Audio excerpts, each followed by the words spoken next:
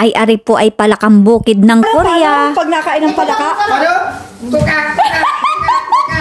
At dahil nga po may nakita akong palaka noong naggrocery kami ay ako po talagay hindi nagdalawang isip at aking binili. Ay akala ko po baya naman ay sa Pilipinas lang inakain ang palakang bukid, din po pala ay inakain. At nilagyan nga po natin yan ng 3 kutsarang asin para nga po ay mawala yung kanyang lansa at atin po siyang alamasin. Ay nagkatay din po ako na rin sa Pilipinas kaya laan po ang luto ko ay inihaw. At pagkatapos nga po nating lamasin yan ay hugasan po nating mabuti para po ay hindi maalat. Ay ang agawin nga po nating luto din ay pinirito, parang napakasarap po yata na rin pagka pinirito ang luto. At pag nga po ari ay naluto ay apatikimin nga po natin yung mga kasama natin sa bahay. Para nga po maging crispy yung ating fried palaka ay lagyan nga po natin ng crispy fry na maanghang-anghang. Ay buti na nga laan po at noong pumunta kami sa Filipino food ay nakakita kami ng crispy fry. At tamang-tama nga po ari din sa ating alutuing palaka. At i-coated nga po natin yan ng bonggang-bongga para po pag naluto ay talaga namang malutong. Ay ari nga din daw po ay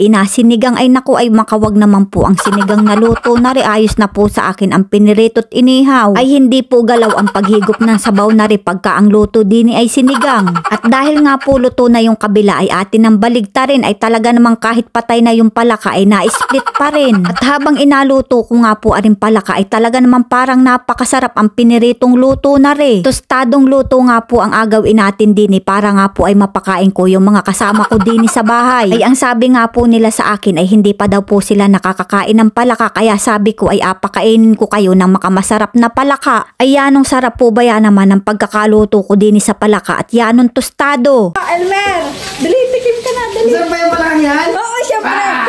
Nakatigil dito ng palaka ng Korea. Parang mas malaki yung ilalim. Ha? Pero okay na to. Nasaan mo muna at sabihin mo sa akin kung anong masarap. Matay na galaw! Oh my God! Ano? Tikman mo. Sasabihin mo sa akin kung masarap. Masarap? Ano? Lamig na lamig ka. Sarap? Sarap! Ang sarap? Wow! Talaga? May kami tayo nila.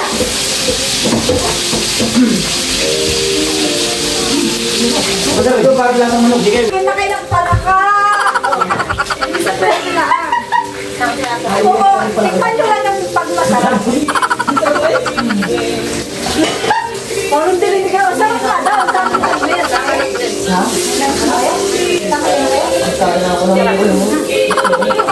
Sarap, di ba? Sarap nga. Lasang manok. Anong kalasa niya? Lasang manok. Oh, di ba? Ang sarap. Sarap, no? Kuha ka pa ng isa? Nagustuhan niya yung palaka. Ulam mo to. Ano? Hindi ko ulam yan. Ulam ko to kaya dadalo. Sige. Dalawa? Isa lang. Meron na isa eh. Salamat. Ang sarap, no? You like it? Pag uwi ko ng Pilipinas, mahuhuli ako ng palaka. Yung palakang Hanap tayo ng ahas. Tingnan dyan, dali! Salamat ate vlogger sa palaka. Ang sarap-sarap. You're welcome. Madali. Hindi pa. Palakang may buhok.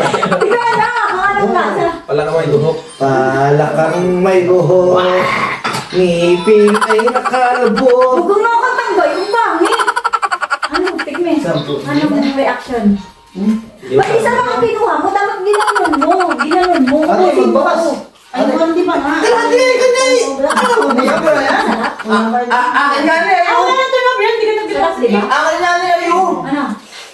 Kuka. Ay, lalabang. Huwag mo nga nagtapon yung anak ko yan. Scatter pre, isa lang. Hindi masarap? Kuha.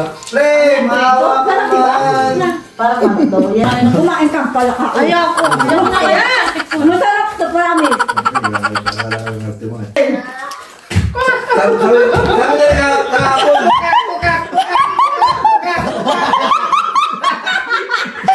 Delikado pa lang mga Pag nakain ng palaka, paano? Pag nakain ng palaka? Paano?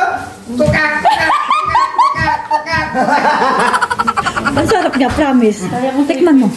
Ano kaya makikita dito? Palaka! Ito, tikman mo lang yung konti. Hindi, nakamala ka dito. Nahuli nga ng mga Thailander eh. Sarap. Ano? Mga Thailand ka marinig sa Parang nagluto na. Ano? Darat, tikim ka. Hindi talaga ako nakita. Parang maluhang ang palaka. Ang sarap, di ba? Hoy, fried chicken. Oh. Ang sarap, di ba?